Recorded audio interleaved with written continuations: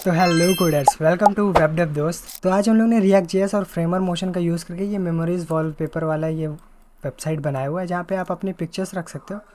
और जब इसे रिलोड करोगे, जब पहली बार ये रिलोड होता है तो कुछ इस टाइप से एनिमेशन होता है। और यहाँ पे कहीं पे भी आप इन इमेजेस को ड्रैग कर सकते हो। यहाँ पे बेसिकली ड्रैग मोशन भी हो रहा है। ये सारी चीज़ें हम सिखाएंगे। और जब ये रिलोड होता है तो यहाँ पे ये एनिमेशन दिखता है। ये सब भी आप कर पाओगे आज के इस वीडियो में। तो सबसे पहले हम लोग ओपन करते हैं एक न्यू प्रोजेक्ट। और एक चीज़ है, यहाँ पे हमें इसका ये डेटा कॉपी कर लेना है, क्योंकि ये डेटा हम वापस से नहीं बनाएंगे। डेटा वापस से बनाएंगे, केवल इमेजेस हम यहाँ से यूज़ कर लेंगे। तो अपने प्रोजेक्ट फोल्डर में चलते हैं, रिएक्ट जेएस सीरीज़। और ये डे आपका 12 है, डे 12। और यहाँ पे बोल सकते हैं draggable image gallery, image wall, image gallery wall, कुछ भी। थोड़ा लंबा नाम हो जाएगा, ठीक है। ये फोल्डर का नाम रख दिया, इसे सेलेक्ट कर लेते हैं। तो इसके अंदर हम लोग यूज़ करने वाले कौन कौन सी टेक्नोलॉजीज़ यूज़ करने वाले हैं? रिएक्ट जेएस, टेलविंड सीएसएस और फ्रेमर मोशन। अगर आपको टेलविंड सीएसएस नहीं आती तो भी कोई बात नहीं, सिंपल सीएसएस की तरह होती है। जैसे हम लोग उसमें जाके एक अलग फाइल लगाते हैं, फिर उसकी क्लास नेम जैसे हम लोग ने रख दिया डॉट बॉक्स, बॉक्स के अंदर सारी क्लासेस लगी होंगी। या मार्जिन करके हम लोग ने डॉट मार्जिन करके क्लास बनाई और उसे कहीं पे भी हम लोग जैसे लगा दें। ऐसा भी आपको समझ में नहीं आ रहा होगा। बाकी टेलविंड सीएसएस का यूज़ करने वाले हैं। अभी हम जब यूज़ करेंगे तब आपको पता चल जाएगा। और मेरे पास पहले से हमने एक गिट की रिपो बनाई हुई है।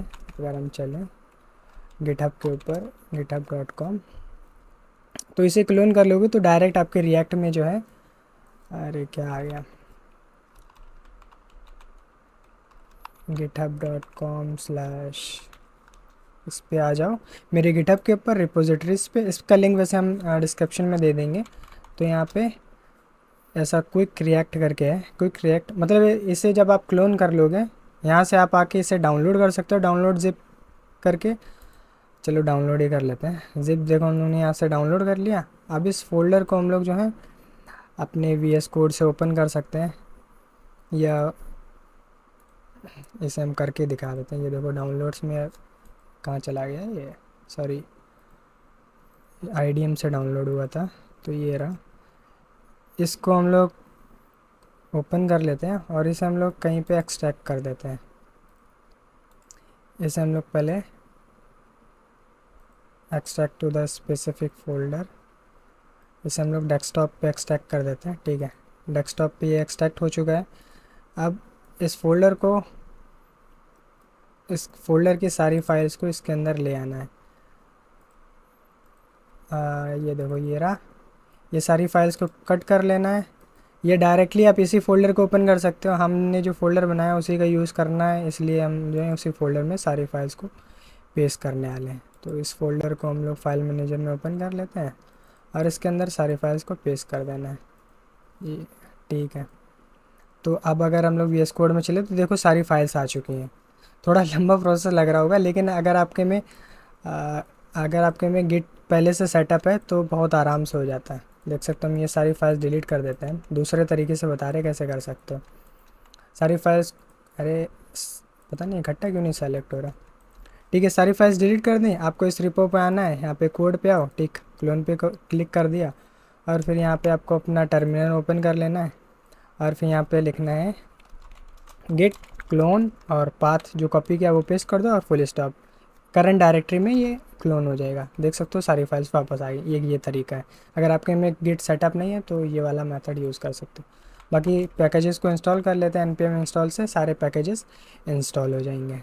तो देख सकते हो लगभग इंस्टॉल हो चुके हैं। तो ये सारे पैकेजेस हो चुके हैं इंस्टॉल। अब npm स्टार्ट से इसे स्टार्ट कर लेते हैं। अब ये स्टार्ट हो चुका है इस पाथ के ऊपर। और ये नीचे वाले जो नेटवर्क URL है, अगर आप सेम वाईफाई से कनेक्टेड हो तो अपने मोबाइल या किसी अदर डिवाइस पे भी ये इस पाथ पे जाके आप ओपन कर सकते हो। बाकी लोकल होस्ट में अपने कंप्यूटर के ऊपर। तो ये सिंपल से टेम्पलेट मिल जाता है। अब हम बताते हैं टेलविंड सिंपली काम कैसे करता है। अभी देखो SRC के अंदर app.js के अंदर सब पड़ा हुआ है। यहाँ पे देख सकते हो ये सिंपली क्लास नेम लिखी हुई है। इस अगर हम लोग बीजी ब्लैक कर दें तो देखना उसका बैकग्राउंड ब्लैक हो जाएगा, अगर बीजी वाइट कर दें देखो वाइट हो जाएगा। तो सिंपली प्री रिटन क्लासेस हैं वही काम कर रही हैं।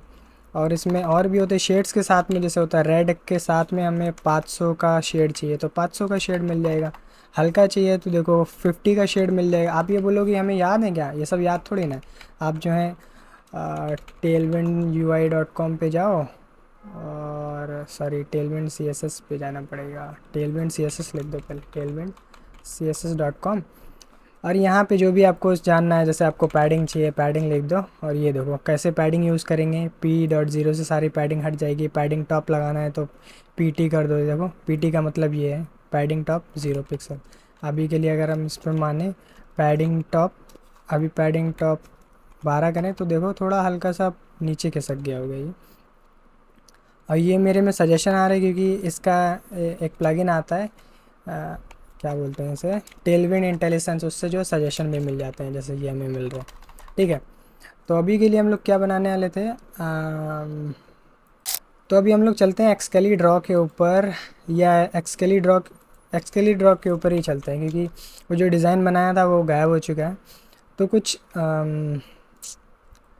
अपना डिज़ाइन क्या, सिंपल कार्ड्स आ रहे हैं, कार्ड्स आ रहे हैं, और क्लोन कर लेते हैं 1 2 3 4 5, लगभग 5 कार्ड्स हैं। ठीक है, 5 कार्ड्स आ रहे हैं स्क्रीन के ऊपर, और नीचे तरफ जो है इसके टेक्स्ट लिखा हुआ है मेमोरीज करके, मेमो। तो हम लोग को समझ में आ रहा है ये जो मेमोरीज वाला टेक्स्ट वाला ये जो है बिल्कुल बीच में आने वाला है, तो इसे बीच में ले आते, बाकी कार्ड्स भी हम लोग बना लेंगे। तो सबसे पहले हम लोग इसे रिमूव करते हैं, बाकी अभी के लिए justify content centre item centre. तो देखो यहाँ पे पहले से CSS लगी हुई है, इसे हम लोग ने फ्लेक्स कर दिया इस डिव को, हाइट पूरी दे दी है 100 VH, स्क्रीन का मतलब होता है 100 VH, जस्टिफाई कंटेंट सेंटर कर दिया, अलाइन आइटम सेंटर से हो जाता है। तो इसके अंदर हम लोग जो कुछ भी रखेंगे, जैसे अभी कोई टेलविंड लिखा हुआ है, इसकी जगह हम लोग चाहते हैं कि एक H1 रख देते हैं, एक H1 रखा, और थोड़ा इसे नीचे ले आते हैं, और यहाँ पे हम लोग लिख देते हैं मैं, या ऐसे ही लिख देते हैं मेमोरीज। तो अगर अभी वापस चलें तो देखो मेमोरीज कितना छोटा लिख के आ रहा है। इसे बड़ा करने के लिए इसकी टेलविंड की क्लास होती है, उसका नाम होता है टेक्स्ट। टेक्स्ट एक्सेल से थोड़ा बड़ा होगा, टेक्स्ट 2 XL 3 XL 9 XL सबसे बेस्ट रहेगा इसके लिए। ठीक है, 9 XL पे कुछ ऐसा दिख रहा है मेमोरीज। ठीक है, और क्या कर सकते हैं इसमें, फ़ॉन्ट, फ़ॉन्ट हम लोग बोल्ड कर देते हैं। ठीक है, फ़ॉन्ट बोल्ड कुछ इस टाइप से आ रहा है, और आगे फुल स्टॉप लगा देते हैं इसके। और हम लोग को अगर अपर केस में चाहिए तो डायरेक्ट यहाँ पे अपर लिख दो, अपर केस में हो जाएगा, ये देखो हो गया। लेकिन अभी ये रिस्पॉन्सिव नहीं है देखो, तो इसके अंदर इनबिल्ड मीडिया क्वेरी भी होती है। अभी मान लो कि मीडियम स्क्रीन पे हम लोग को इसका फॉन्ट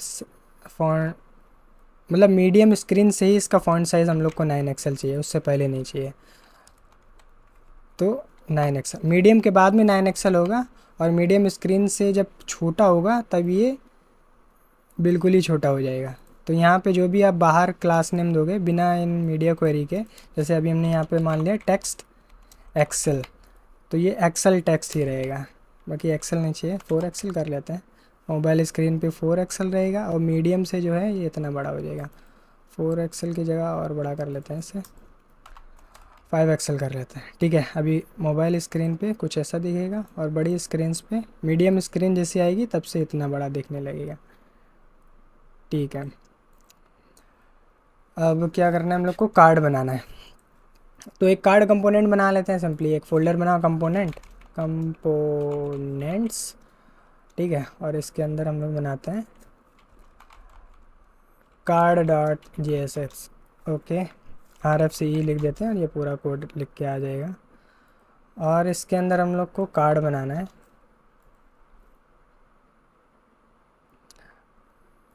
कार्ड क्या, कार्ड का मतलब वही है सिंपली आपका जो इमेज है, गैलरी इमेज। तो इसका नाम बदल लेते हैं, इसका कार्ड से हटा के गैलरी इमेज कर लेते हैं। हाँ ये ज़्यादा सेंस बनेगा इसका। RFC ठीक, गैलरी इमेज बन गया। इस इस डिफ में सिंपली क्या होने वाला है, एक इमेज टैग पास होने वाला है। एक इमेज टैग को पास कर देते हैं और इसे यहाँ से क्लोज कर देते हैं अभी के लिए। अगर और इसके अंदर SRC होता ना, सोर्स के लिए अभी हमने जो है पिछले वाले अपने जो क्या बोल रहे हैं, जो पिछला हम लोग का प्रोजेक्ट हमने पहले बनाया था उससे हमने ये डेटा कॉपी कर लिया था। तो इस डेटा के अंदर देखो क्या क्या है, इमेज मतलब इसके अंदर एक एरे ऑफ ऑब्जेक्ट्स है जिसके अंदर बहुत सारे ऑब्जेक्ट पड़े हुए हैं, 5 ऑब्जेक्ट पड़े हुए हैं और उन ऑब्जेक्ट के अंदर इमेज का सोर्स आपको मिल जाएगा, इमेज की एक्स एक्सिस, क्लास नेम और रोटेट कितना होना चाहिए और टॉप लेफ़्ट ये सब दिया हुआ है। तो आप लोग कहो ये सब क्या है। तो बेसिकली हम लोग ने पहले से इमेजेस का डेटा बना लिया है और उसके अंदर सिंपली और भी चीज़ें हैं, SRC के साथ में और भी चीज़ें हैं। तो हम लोग क्या बोलेंगे, अभी आपको शायद समझ में नहीं आएगा, अभी के लिए यहाँ से कोई एक SRC कॉपी कर लेते हैं। अगर आपने रिएक्ट सही से पढ़ा होगा तो आपके समझ में आ रहा होगा। जैसे कि यहाँ पे इसमें ये वाला इमेज डाल दिया, ठीक, ये इमेज डाल दिया और आल्ट टैग के अंदर सैम्पल लिख देते हैं अभी के लिए, ठीक है। और यहाँ पे देखो अगर हम लोग वापस आएँ और इस डिफ के अंदर अब जो हम लोग ने गैलरी इमेज बनाया है उसे अगर हम लोग यहाँ पे ले आएँ तो एक हम लोग को इमेज भी दिखने लगेगा। लेकिन ये इमेज देख सकते हो कितना बड़ा इमेज आ रहा है, यहाँ से स्क्रॉल वगैरह होने लगा। तो इमेज को हम लोग को विड्थ भी तो देना होगा, तो यहाँ से हम लोग विड्थ भी दे सकते हैं। यहाँ से हम लोग अगर टेलमेंट CSS से यहाँ से विड्थ भी दे सकते हैं। बॉक्स के अंदर लिखो तो आप आर्बिटरी वैल्यू दे सकते हो अपने हिसाब से, कुछ भी दे सकते हो। जैसे 150 पिक्सल लिख सकते हैं हम लोग। यहाँ पे अगर हम लोग 150 पिक्सल लिखें तो अब ये 150 पिक्सल की इमेज आ रही है। लेकिन ये इमेज देखो कैसी आ रही है, इमेज हम लोग को चाहिए कि ये रिलेटिव हो, मतलब एब्सोल्यूट हो अपने पेरेंट के। अभी तो ये एज अ चाइल्ड आ रही है, मतलब एक ये चाइल्ड हुआ और एक ये चाइल्ड हुआ। लेकिन हम लोग को चाहिए एब्सोल्यूट, सॉरी रिलेटिव, तो हम सॉरी एब्सोल्यूट कुछ भी बोल रहे हैं। इसे एब्सोल्यूट कर देंगे तो ये अपने पेरेंट के एब्सोल्यूट हो जाएगा। एक चीज़ और करते हैं, इसका जो पेरेंट है इसे रिलेटिव कर देते हैं तो ये इसका रिलेटिव, इसके रिलेटिव हो जाएगा। और ओवरफ्लो भी इसका हिडन कर देते हैं, ठीक है। अब ये रिलेटिव होके यहाँ पे आ चुकी है इमेज। लेकिन आप सोचो कि हम लोग को अगर बहुत सारी इमेजेस चाहिए तो क्या कर सकते हैं हम लोग, इस इमेज को हम लोग को ऐसे करके ऐसे करके ऐसे कर सकते हैं। अभी के लिए जो हम लोग ने उसे एब्सोल्यूट बनाया था, अभी के लिए इसे हटा देते हैं। तो अभी देखो यहाँ पे बहुत सारी इमेजेस आई लेकिन सेम इमेजेस आ रही हैं बार बार। हम लोग को सेम इमेजेस तो चाहिए नहीं। तो यार अगर हम लोग को इस गैलरी इमेज कंपोनेंट को रीयूजेबल बनाना है तो हम लोग को उसके अंदर प्रॉप्स पास करने होंगे, जिसके अंदर आप उसका सोर्स दे सकते हो, या मानना चाहो उसकी विड्थ भी आप कुछ सेट करना चाहो, विड्थ भी आप पास कर सको एज अ प्रॉप। तो वो हम लोग को यहाँ से पास करनी होगी। तो हम लोग ने ऊपर पूरा ऑब्जेक्ट बना के रखा हुआ है। और अगर हम लोग ऐसे पास भी करें, मान लो SRC करके हम लोग ने एक प्रॉप पास कर दिया SRC के अंदर, अभी मान लो यहाँ पे जो पहला पिछला वाला URL कॉपी किया था वो वाला URL। वैसे ये सब तो आपको आना चाहिए, हम फिर भी थोड़ा बता रहे हैं। जैसे मान लो एक के अंदर हम लोग ने ये वाला URL पास किया, और एक और हम लोग ने बनाया, उसके अंदर हम लोग दूसरा URL पास कर रहे हैं। दूसरा कौन सा, छोटा सा कोई ले लेते हैं। एक ये वाला URL पास कर रहे हैं। और ये एरर क्यों दे रहा है, क्योंकि हम लोग ने उसे डिफ के बाहर रख दिया, इसके अंदर रखना था। सॉरी, एरर क्यों दे रहा है ये कहाँ का डिव आया। अच्छा एक एक्स्ट्रा ये लिख गया था शायद, ठीक है। अगर अभी देखो तो यहाँ पे 2 इमेजेस, सॉरी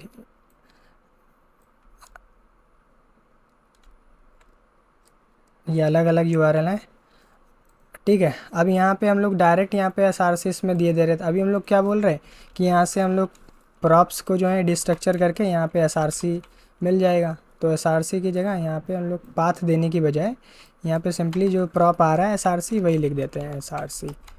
तो अब यहाँ पे देखो 2 इमेजेस आने लगे, एक ये इमेज आ रहा है, एक ये इमेज आ रहा है। तो इस तरीके से हम लोग रियूजेबल बना सकते हैं। लेकिन हम लोग ऐसे बार बार थोड़ी ना लिखने वाले हैं। हम लोग क्या कर सकते हैं, हम लोग पास डेटा पड़ा हुआ है ऊपर, तो इस डेटा को मैप करा देंगे, ठीक है, उस डेटा को मैप करा देंगे थोड़ा इस। तो मैप कराने के लिए जावास्क्रिप्ट का यूज़ करना पड़ेगा, इसके लिए हम लोग ने इन ब्रैकेट्स के अंदर ऐसे लिख दिया ये। और इसके अंदर हम लोग का जो इमेजेस डेटा है, ठीक है, इमेजेस डेटा को यहाँ पे मैप करा सकते हैं या फॉरेज जो कराना चाहो मैप करा देते हैं। तो यहाँ पे अभी एक इमेज का डेटा मिल जाएगा, ठीक है। और साथ साथ में हम लोग को इंडेक्स भी चाहिए होगी, तो इमेज डेटा यहाँ पे मिलेगा हम लोग को, एक इमेज का डेटा मिलेगा, मतलब हर इमेज का डेटा यहाँ पे मिलता रहेगा अगर आपने मैप फंक्शन पढ़ा होगा। और उसी साथ साथ में यहाँ से हम लोग इंडेक्स भी ले लेंगे। फिर उसके बेस पे जो है हम लोग यहाँ पे नेक्स्ट लाइन से लिख लेते हैं, उसके बेस पे हम लोग यहाँ से रिटर्न कर देंगे अपना गैलरी वाला कंपोनेंट, गैलरी इमेज वाला कंपोनेंट। और यहाँ पे हम लोग प्रॉप्स पास करने वाले हैं। क्या पास करने वाले हैं? इमेज डेटा के अंदर जैसे अभी मान लो प्रॉप का नाम हम लोग ने रख दिया SRC इक्वल्स टू हम लोग कर देंगे इमेज डेटा के अंदर जो आपका SRC है वो पास कर दिया। और ये एरर क्यों दे रहा है? शायद एक ही लाइन में लिखना पड़ेगा, इस वजह से एरर दे रहा है। ठीक है, SRC के अंदर हम लोग ने इमेज डेटा पास कर दिया। तो देखो अब ये सारी इमेजेस ऐसे करके आ गई। मान लो अगर और भी प्रॉप्स हम लोग को पास करने होते तो क्या करना पड़ता, हम लोग को बार बार यहाँ पे प्रॉप्स लिखने पड़ते। जैसे SRC पूरा इरेज हो गया, जैसे SRC दिया, इसी तरीके से मान लो हम लोग को X भी देना पड़ता, मतलब X एक्सेस जिससे डिनोट होते हैं। तो हम लोग को वापस से ये लिखना पड़ता है इमेजेस डेटा डॉट एक्स, तो इस टाइप से पास करना पड़ता। फिर यहाँ से हम लोग को X कैच कर सकते हैं। तो अगर सारी वैल्यूज़ इकट्ठा भेजनी है तो हम लोग को एक तरीका है, सिंपली यहाँ पे आओ, ये ब्रैकेट्स लगा और यहाँ पे डॉट डॉट डॉट करके जो इमेजेस डेटा है वो पास कर दो। सॉरी, इमेजेस डेटा नहीं, यहाँ से इमेज डेटा जो मिल रहा है वो पास कर दो। ठीक है, अब जितने भी ये नाम, इन नाम के सारे प्रॉप्स वहाँ पे पहुँच जाएंगे, left right class name SRC, ये सारे प्रॉप्स वहाँ पे पहुँच चुके हैं। अगर देखो यहाँ पे अभी भी काम कर रहा है। ठीक है, तो ये बेसिकली इतनी लाइन लिखने से क्या मतलब हुआ, ये जो लाइन हम लोग ने लिखी है डॉट डॉट इमेज डाटा, तो ये सारे प्रॉप्स पास हो चुके हैं। जो भी इनकी कीज़ थी यही इनका नाम से ये सारे प्रॉप पास हो चुके हैं। और हम लोग यहाँ से डिस्ट्रक्चर करके एक एक प्रॉप को यहाँ पे यूज़ भी कर सकते हैं। ठीक है, ये तो बहुत बेसिक सा स्टफ था। और अभी के लिए क्या कर रहे थे हम लोग, प्रॉप हम लोग ने पास कर दिया। और एक चीज़ और कर रहे थे हम लोग यहाँ पे अभी जो है डायरेक्टली यहाँ पे ऐसा लिख रहे हैं, ऐसा कर रहे हैं। ठीक है, अभी के लिए अगर हम लोग चलें यहाँ पे तो इमेजेस सारी आ रहे हैं, लेकिन ये इमेजेस देखो अजीब सी हैं। ये वाली इमेज का भी विड्थ उतना ही है और ये वाली इमेज का भी विड्थ उतना ही है। देखो जो हम लोग की रेक्टेंगुलर है, मतलब रेक्टेंगुलर तो दोनों ही है, जिसका हाइट ज़्यादा है उसकी विड्थ सबकी बराबर है। हम लोग ये चाह रहे हैं जो हम लोग की लैंडस्केप वाली इमेज है उसकी विड्थ थोड़ी ज़्यादा हो और जो पोर्ट्रेट है उसकी विड्थ नॉर्मल ही रहे। तो हम लोग ने विड्थ भी इसीलिए ऊपर हर ऑब्जेक्ट के अंदर इसीलिए हम लोग ने पहले से विड्थ दे के रखी हुई है। हम देख सकते हो यहाँ पे क्लास नेम के अंदर यहाँ पे पहले से विड्थ दे के रखी हुई है। यहाँ पे देख सकते हो लार्ज स्क्रीन पे इतनी विड्थ होनी चाहिए, स्मॉल स्क्रीन पे विड्थ इतनी होनी चाहिए। तो ये हमने पहले से ही लिख के रखा हुआ है। तो ये क्लास नेम जब उसमें ऐड हो जाएगी, यहाँ से अगर हम लोग क्लास नेम भी ले लें तो यहाँ से हम लोग क्लास नेम भी दे सकते हैं। तो देखो अगर यहाँ से हम लोग आए और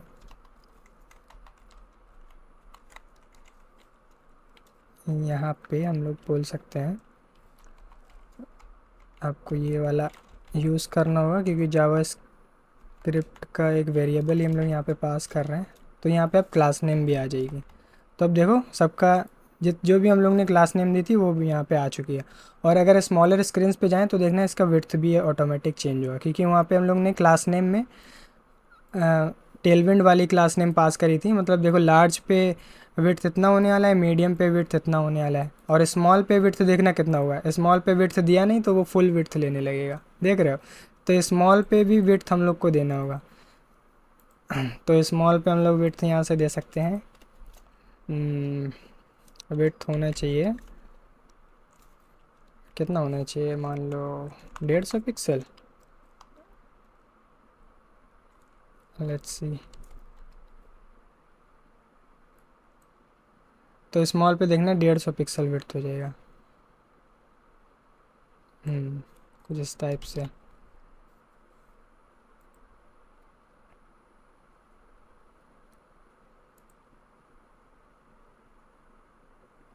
ठीक है। तो क्लास अभी के लिए ये विड्थ हटा देते हैं, विड्थ वगैरह बाद में देखेंगे। अभी के लिए देखो कार्ड्स हम लोग बनाने लगे, इनको हम लोग पहले रिलेटिव कर देते हैं, ठीक है।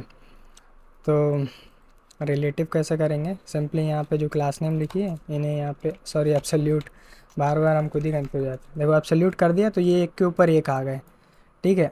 अब इन्हें जो हम लोग को ड्रैगेबल बनाना है, तो ड्रैगेबल बनाना बहुत आसान है। सिंपली आपको पहले इसका पैकेज इंस्टॉल करना होगा, फ्रेमर मोशन का। तो यहाँ पे लिखो npm install framer dash motion, ठीक है। फ्रेमर मोशन लिखोगे, इसका पैकेज अब इंस्टॉल हो चुका है। अब यहाँ से इंपोर्ट कर लेते हैं, इंपोर्ट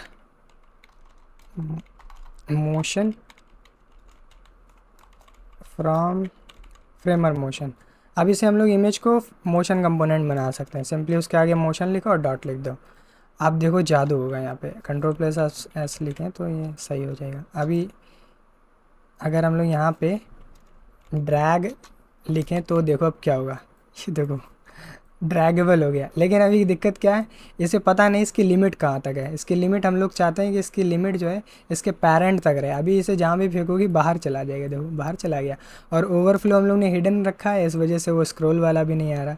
अगर हम लोग यहाँ पे चलें इसके पेरेंट के ऊपर, तो हम लोग ने यहाँ पे ओवरफ्लो हिडन कर दिया था। और ये देखो बता रहा है each child in a list should have a की प्रॉप। तो यहाँ जब भी हम लोग लूप का यूज़ करते हैं और लूप के अंदर जो भी चीज़ बार बार रेंडर होती है उसे की देनी होगी थी है। और की एकदम जो है हर चाइल्ड के लिए की अलग होने वाली है। तो यहाँ से हम लोग की जगह इंडेक्स पास कर देते हैं, तो सबके इंडेक्स अलग हुई, तो ये अब एरर नहीं शो करेगा। तो हम लोग ने ओवरफ्लो हिडन करके रखा था तभी वो शो नहीं कर रहा था। अगर ओवरफ्लो हिडन हटा दें तो अगर अभी इसे फेंकें तो ये देखो स्क्रीन का साइज़ कितना बढ़ गया, और ये कार्ड जो है वो चलते ही चला जा रहा है, ये यहाँ पे आ गया।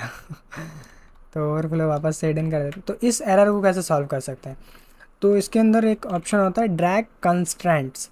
तो ड्रैग कंस्ट्रेंट्स का मतलब है यहाँ पे जो आपको रेफरेंस देना होता है कि किस मतलब कौन से एलिमेंट तक ही इसे सीमित रखना है।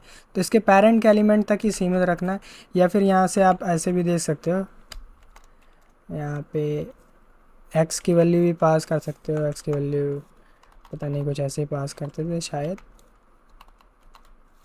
सॉरी ब्रैकेट में करके, एक्स में कहाँ तक जा सकता है,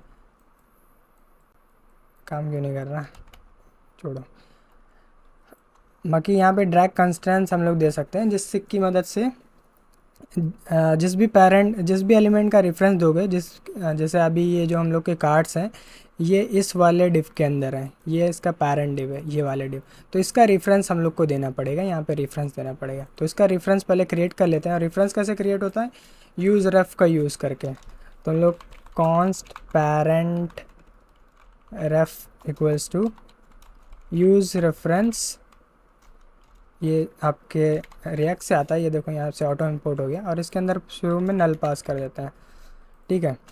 अब इसे जो हम लोग एज अ प्रॉप पास कर देते हैं, तो यहाँ पे हम लोग लिखते हैं parent ref equals to parent ref, ठीक है। पेरेंट रेफ पास कर दिया। अब यहाँ से हम लोग को पेरेंट रेफ मिल जाएगा, इसे कैच कर लेते हैं पेरेंट रेफ। अब यहाँ पे जो है इसके अंदर हम लोग पेरेंट रेफ दे सकते हैं ब्रैकेट लगा के, ठीक है। अब अगर देखें तो, अरे ये काम क्यों नहीं कर रहा, कुछ एरर आया है, देखते हैं। Pre is not defined, pre is not defined if drag constant is set. शायद हम लोगों ने कुछ प्रॉप पास किया, उसमें कुछ दिक्कत आई है। देखते हैं क्या दिक्कत आई है। अच्छा हाँ, हम लोग ने पेरेंट को यहाँ पे रेफरेंस भी तो देना है। Reference equals to parent reference. अब इसे हम लोग ने कनेक्ट कर दिया। इस रेफरेंस से कनेक्ट करने के लिए हम लोग को यहाँ पे रेफरेंस भी देना होता है, इस वजह से ऐसा हुआ। तो देखो अब ये कनेक्ट हो चुका है। अब अगर हम लोग इसे फेंकेंगे तो ये इस पेरेंट के बाहर नहीं जाएगा। देखो है, नहीं जा रहा, बाहर जाएगा नहीं, देख सकते हो।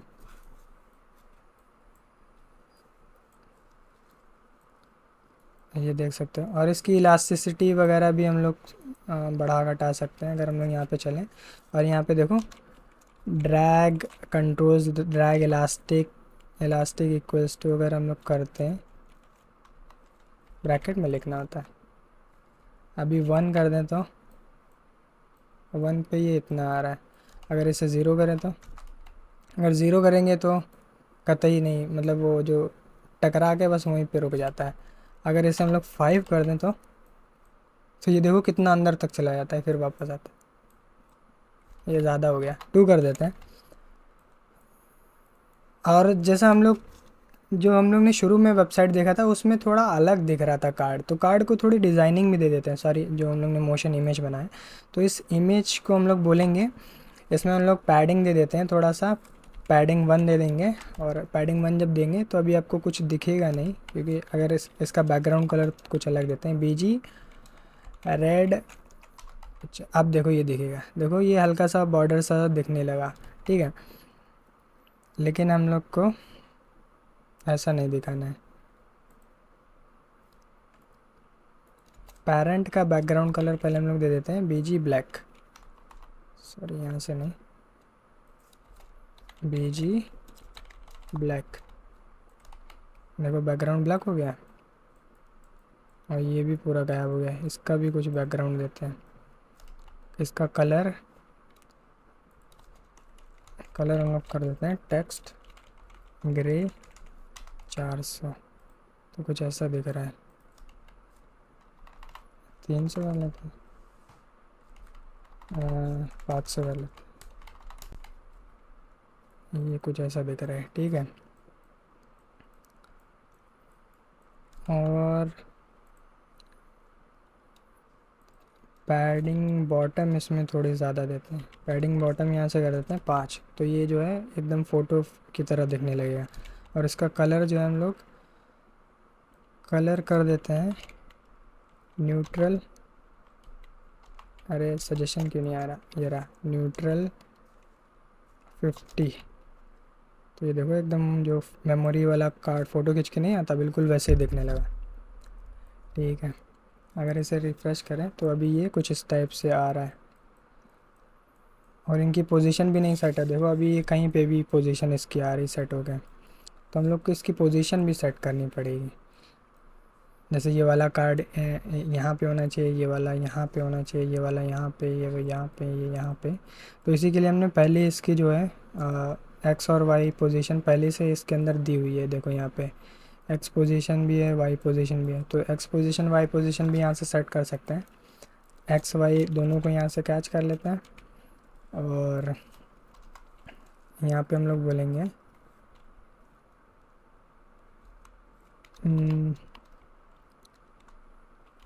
यहाँ पे इनिशियल पोजीशन हम लोग इसके अंदर दे सकते हैं। और यहाँ पे एक्स पोजीशन जो है, अगर सेम की सेम वैल्यू हो तो डायरेक्ट हम लोग एक्स वाई लिख सकते हैं। तो अगर देखो रिलोड करें तो ये पता नहीं कहाँ पे जा रहा है। गलत पोजीशन दे दी हम लोगों ने। गलत क्यों हो रही है, हम लोग ने तो सही दी थी पहले, एक्स और वाई।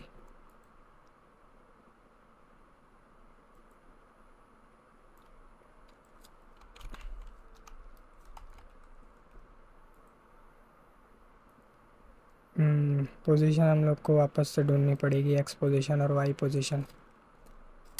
तो पोजीशन हमने बिल्कुल सही दी थी, देखो अभी ये काम कर रहा है। लेकिन ये हम लोग ने इंसर्ट नहीं दिया था, तो इंसर्ट नहीं दिया था इस वजह से वो यहाँ पे आ रहा है। इंसर्ट का क्या मतलब होता है कि यहाँ से हम लोग ने बोल दिया टॉप से ज़ीरो, बॉटम से ज़ीरो, लेफ़्ट से ज़ीरो और राइट से ज़ीरो, तो ये एकदम बीच में आ जाता है। तो इसकी जगह हम लोग डायरेक्ट ये भी लिख सकते हैं, इंसर्ट 0।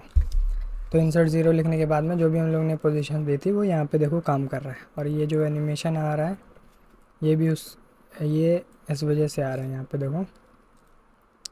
और इस एनिमेशन को भी हम लोग थोड़ा बेटर करने वाले हैं। और इसके अंदर देखो जब एनिमेट हो रहा है तब यहाँ पे हम लोग एक्स वैल्यू भी पास कर दी, वाई वैल्यू भी पास कर दी, यहाँ से रोटेट भी पास कर सकते हैं, कितना रोटेट हो तो रोटेट हम लोग पास कर सकते हैं। और रोटेट हम लोग ने हर ऑब्जेक्ट के अंदर एक रोटेट वैल्यू दी हुई है, तो रोटेट भी हम लोग को यहाँ से मिल जाएगा। और तो यहाँ पे रोटेट लिख देते हैं, क्योंकि की और वैल्यू सेम है तो ये रोटेट के अंदर ये रोटेट की वैल्यू भी आ जाएगी। तो देखो अभी ये सारे रोटेटेड भी हैं, ये देख सकते हैं। और अगर इसके हम लोग इनिशियल वैल्यू सेट करें, इनिशियल का मतलब शुरू में इसके अंदर ये वैल्यू होने वाली है, तो शुरू में हम लोग क्या कहेंगे, एक्स की वैल्यू कर दो -300, वाई की वैल्यू रहने दो जितनी थी उतनी, और रोटेट शुरू में होना चाहिए, शुरू में रोटेट होना चाहिए 180 डिग्री। तो ये देखो अब कुछ इस टाइप से रोटेट होके आ रहा है। सॉरी एक्स की नहीं हम लोग को चेंज करनी थी, वाई की करनी थी। वाई इक्वल्स टू कर दिया हम लोग ने -300, तो मतलब ऊपर से अभी ये कार्ड से नीचे आएंगे। सॉरी इक्वल्स टू नहीं, ऑब्जेक्ट है तो इस टाइप से लिखना होगा। तो ये देखो ऊपर से आ रहे हैं, देखा, लेकिन ये बहुत स्पीड में आ रहे हैं। तो स्पीड कम करने के लिए यहाँ पे ट्रांजिशन प्रॉपर्टी होती है, ठीक है। ट्रांजिशन के अंदर यहाँ पे आप ड्यूरेशन दे सकते हो, ड्यूरेशन अभी के लिए मान लो 1 सेकेंड, 1 सेकेंड।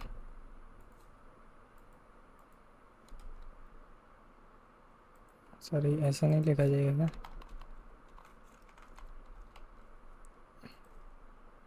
ये देखो अभी 1 सेकेंड की स्पीड में ही आ रहा है, 1 सेकेंड ज़्यादा हो गया, 0.3 सेकेंड कर देते हैं। तो ये देखो अब ये कुछ इस टाइप से आ रहा है। तो ये एनिमेशन हम लोग का पूरा लगभग बन चुका है। एक चीज़ यहाँ पे कमी है कि आप जब इसे बनाओगे तब आप ये कैसे पता लगाओगे कि यहाँ यहाँ पे जो है इसका विड्थ यहाँ मतलब इसकी एक्सपोजिशन यहाँ पे है। ये बार बार आपको हिट एंड ट्रायल करना पड़ेगा। जैसे कि जो पहला वाला इमेज है यहाँ पे एक्सपोजिशन देखो इसकी कितनी है, यहाँ पे देखो हम लोग ने एक्सपोजिशन इसकी दी है 535। अगर इसे हम लोग यहाँ से कम कर दें 50 कर दें तो देखो एक इमेज देखो ये कहाँ पे चला गया। तो इस टाइप से आपको हिट एंड ट्राई करके यहाँ पे पोजीशन इसकी चेंज करनी है। 5000 कर दिया वो बाहर ही चला गया, ठीक है। तो ये कुछ इस टाइप से जो है आपका बन जाएगा। एक्स पोजीशन और वाई पोजीशन आपको खुद से निकालनी होगी हिट एंड ट्राई करके। और इसमें क्या कर सकते हैं, इसमें जो विड्थ है विड्थ भी आपको अपने हिसाब से देनी पड़ेगी कि स्मॉलर स्क्रीन पे इतनी विड्थ हो, बिगर स्क्रीन पे इतनी हो। अभी देखो स्मॉलर स्क्रीन पे देखो इतनी ज़्यादा बड़ी विड्थ आ रही है, तो इसकी विड्थ भी हम लोग को देनी पड़ेगी। देख सकते हो लार्ज स्क्रीन पे इतनी विड्थ है, मीडियम पे इतनी, और स्मॉलर के लिए कोई भी मीडिया क्वेरी नहीं लगानी होती। तो स्मॉलर के लिए हम लोग क्या रख सकते हैं, विड्थ रख देते हैं 120 पिक्सल। अभी देखना एक इमेज को छोड़ के बाकी सारी बड़ी बड़ी होंगी, और वो इतनी बड़ी इमेजेस आ रही हैं।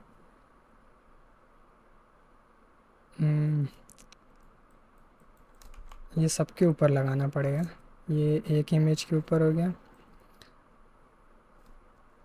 इसके साथ इसका विड्थ कर देते हैं हम लोग 150 पिक्सल। ये पहले से 150 है तो इसे कर देते हैं 120 पिक्सल। और इसी तरीके से ये वाली जो इमेज है इसका विड्थ कर देते हैं 280 पिक्सल था, तो इसे कर देते हैं 210 पिक्सल। और इसको कर देते हैं विड्थ 1 100 पिक्सल। अब ये लास्ट वाली बची है, इसे भी कर लेते हैं। इसका विड्थ कर देते हैं हम लोग। इसका विड्थ करते हैं कितना, 500 पिक्सल।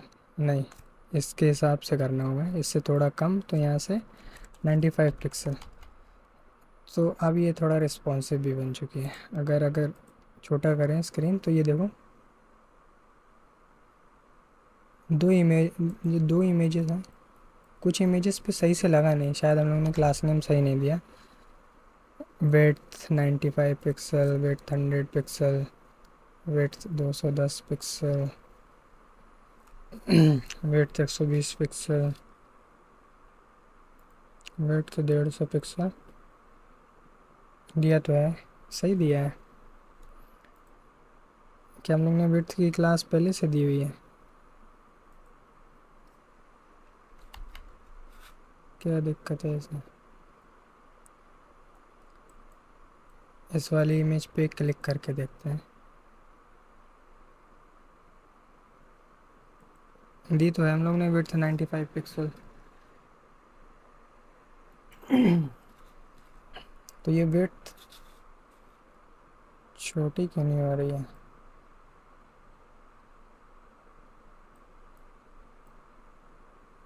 सॉरी, विड्थ नहीं होता है क्लास नेम, डब्ल्यू से होता है। हम लोग विड्थ लिख रहे हैं, टेलविन सेशन में डब्ल्यू लिखना होता है।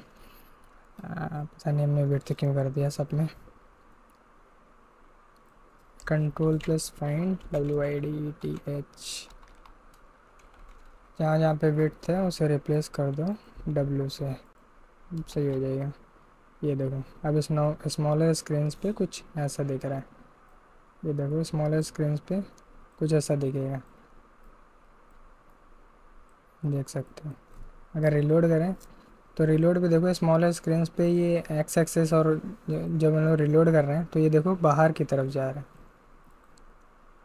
क्योंकि हम लोग ने एक्स और वाई कोऑर्डिनेट्स दिए हैं, वो पिक्सल्स में है। अगर परसेंटेज में होते तो सही रहता, लेकिन पिक्सल्स में दिए हुए हैं, इस वजह से वो दिक्कत आ रही है। ये देखो,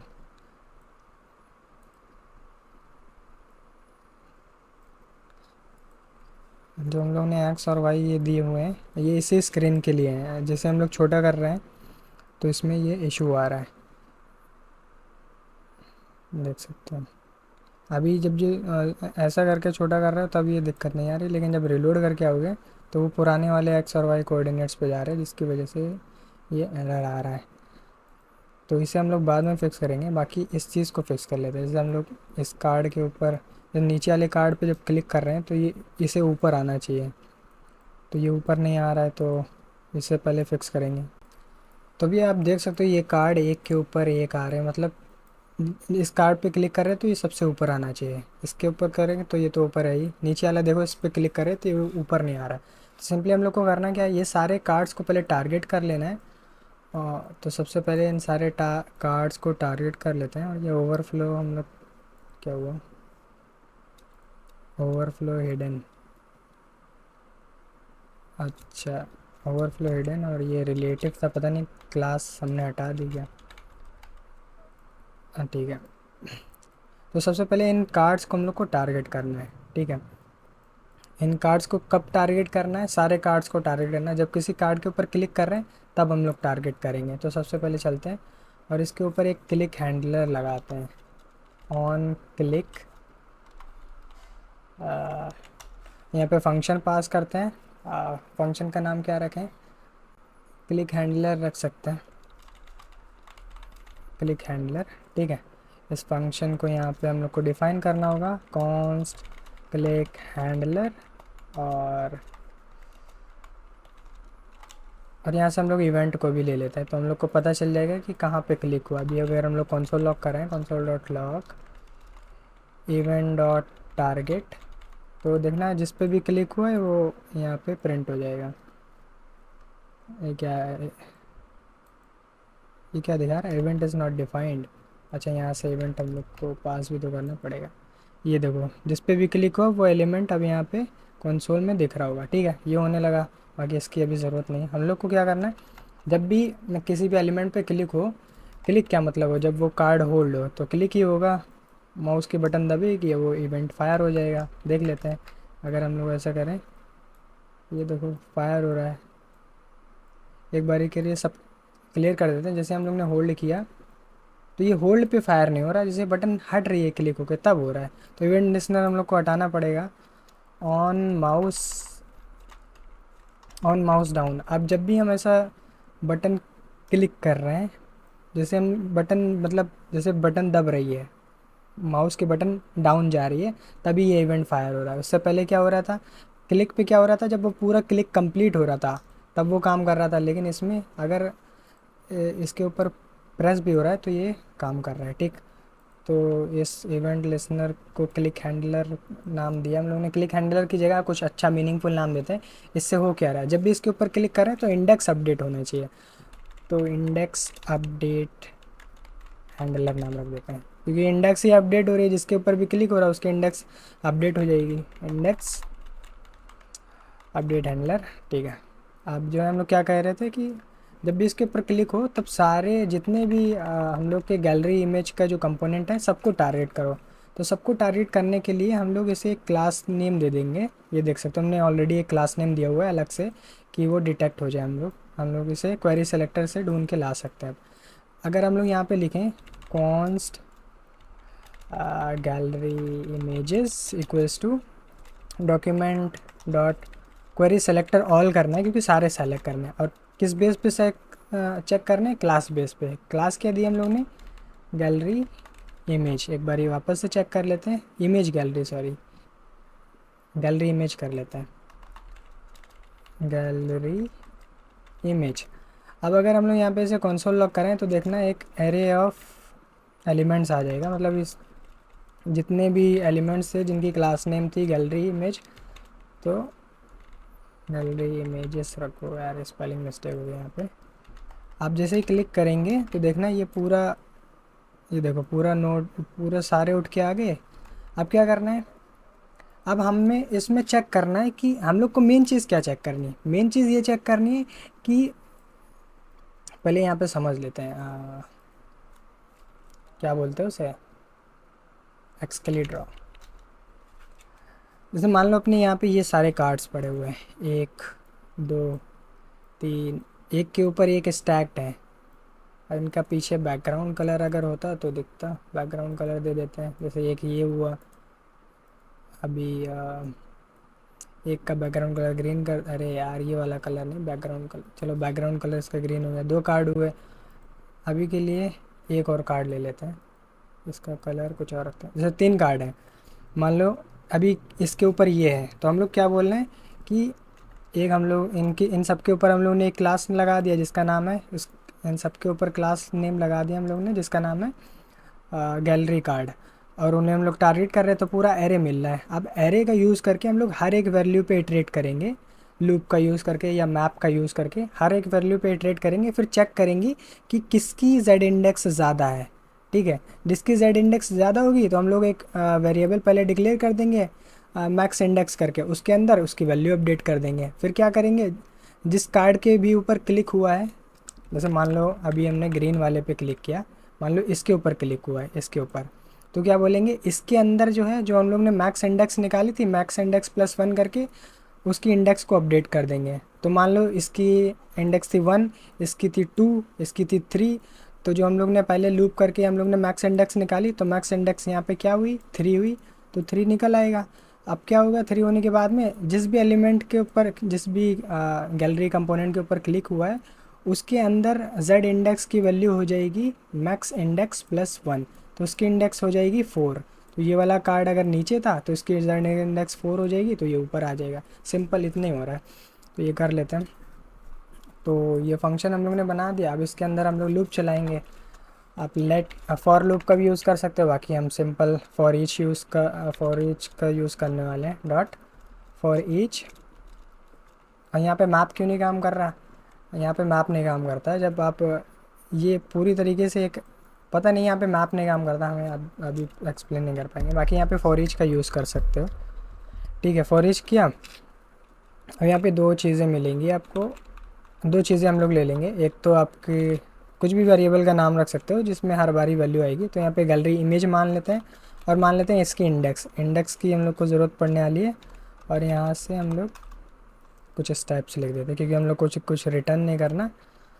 और इस बेस पे हम लोग को क्या करना है, अब हम लोग को चेक करना है। क्या चेक करना है?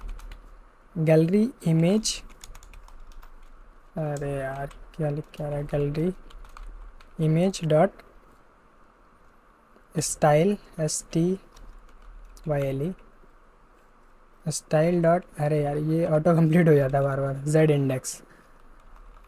तो ये लिखने से जो है ये लिखने से हम लोग को हर एक एलिमेंट की जेड इंडेक्स पता चल जाएगी। अभी के लिए हम लोग कंसोल लॉग करा लेते हैं, console dot log. Let's see क्या आता है, कहाँ चला गया, ये रहा। अगर हम लोग देखें सबसे नीचे, अरे क्या कुछ नहीं आया, रिलोड करना पड़ेगा। अच्छा, क्लिक करने के बाद आता है, देखो क्लिक किया तो यहाँ पे एम्प्टी स्ट्रिंग आ रहा है। तो अभी हर किसी की जेड इंडेक्स क्या है, एम्प्टी स्ट्रिंग है, एम्प्टी स्ट्रिंग जेड इंडेक्स है अभी हर किसी एलिमेंट की।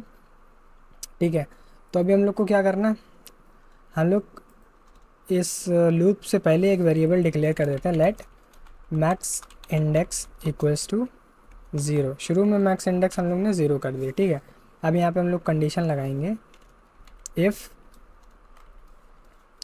ये पूरी लाइन कॉपी कर लेते हैं, गैलरी इमेज की जो स्टाइल है STYLE स्टाइल डॉट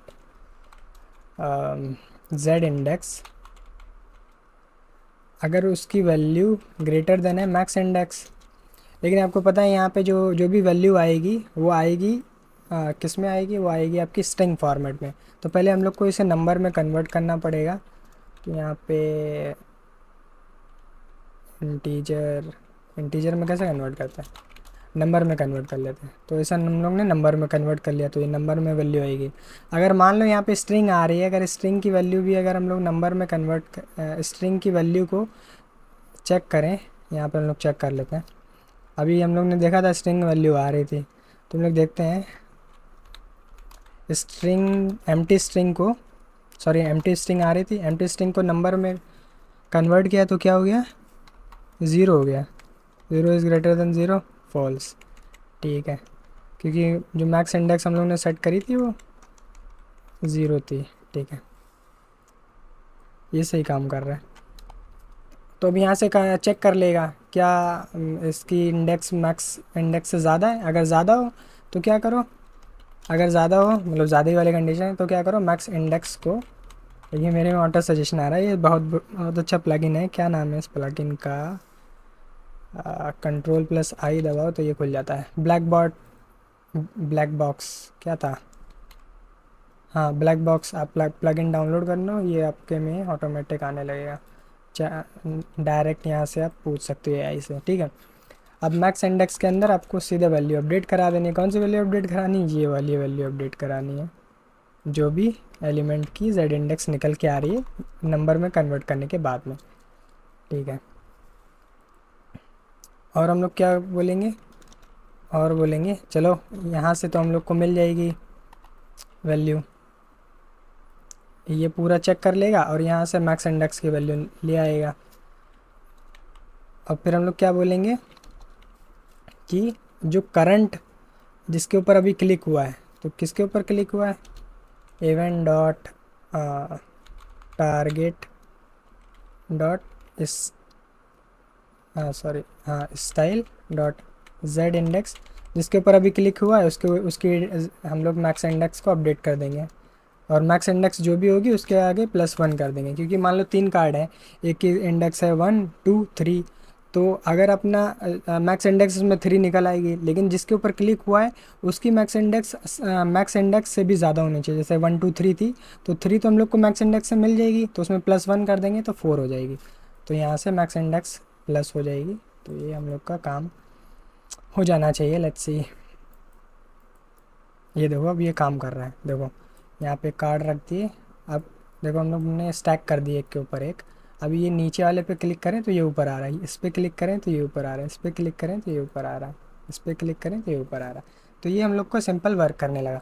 बाकी जो जो हम लोग ने वैल्यूज़ दी थी, हमने बोला था ये रिस्पॉन्सिव नहीं है, अगर यहाँ पे आए हैं फ़ोन पे तो ये देखो कहाँ पे जा रहा है। तो इन्हें रिस्पॉन्सिव करने के लिए अभी के लिए हम लोग ने जो है परसेंटेज में यहाँ पे वैल्यू दे दी। तो अगर हम लोग यहाँ पे इसे हटा दें, एक्स और वाई रहने दें, तो ये देखो कहीं पर भी जा रही है। देखो एक्स और वाई की वैल्यू अभी यहाँ पे दी हुई है। तो क्या कर सकते हैं, जहाँ पे हम लोग ने एक्स और वाई की वैल्यूज़ यहाँ पे दे रहे हैं, यहाँ पे हम लोग को हिट एंड ट्रायल करना पड़ेगा। एक्स की वैल्यू मान लो यहाँ पे 450, नहीं सॉरी, मान लो 120% है, परसेंट में देंगे तो ये देखो ये वाला कार्ड था, ये थोड़ा उठ के इधर आया। 120% से भी ज़्यादा देना पड़ेगा, हमें लग रहा है 220%। अब ये देखो यहाँ पे आ गया। और वाई से मान लो थोड़ा ज़्यादा हम लोग देते हैं, वाई से 15, तो ये ऊपर की तरफ जा रहा है। पॉजिटिव में देंगे तो ये नीचे की तरफ आएगा। ठीक है, 18 मान लेते हैं। तो कुछ इस टाइप से हिट एंड ट्रायल करना पड़ेगा। और जब इसे रिलोड करेंगे तो ये देखो अभी कहाँ पे, अभी ये यहाँ पे है परसेंटेज में, ये कुछ इस टाइप से आ रहा। तो ये सब आपको खुद से हिट एंड ट्राई करके यहाँ पे सेट करना पड़ेगा। तो कैसा लगा आज का वीडियो? आई होप आज के इस वीडियो में आपने बहुत कुछ सीखा होगा और अच्छे अच्छे एनिमेशन बनाना भी सीख गए होगे। ड्रैग एनिमेशन, आज तो सिर्फ हम लोग ने ड्रैग एनिमेशन सीखा। अगर आप लोग कमेंट करके बताओ कि अगर आपको चाहिए फ्रेमर मोशन सीखना है तो उसके ऊपर और भी वीडियोस लाएंगे रिएक्ट का यूज़ करके, क्योंकि फ्रेमर मोशन सिर्फ रिएक्ट के ऊपर ही काम करता है। तो आप लोग कमेंट करके बताओ अगर आपको फ्रेमर मोशन के ऊपर और वीडियो चाहिए। बाकी आप लोग जो है इसे अपने लिंक्डइन पे शेयर करो, और जहाँ भी शेयर हो सकता है शेयर करो, और हमें टैग ज़रूर से कर लेना। बाकी और भी ऐसे वीडियोस के लिए Sa, sa pagkara, sa rakapar, sa barakaray, sa, sa rakap, whatever.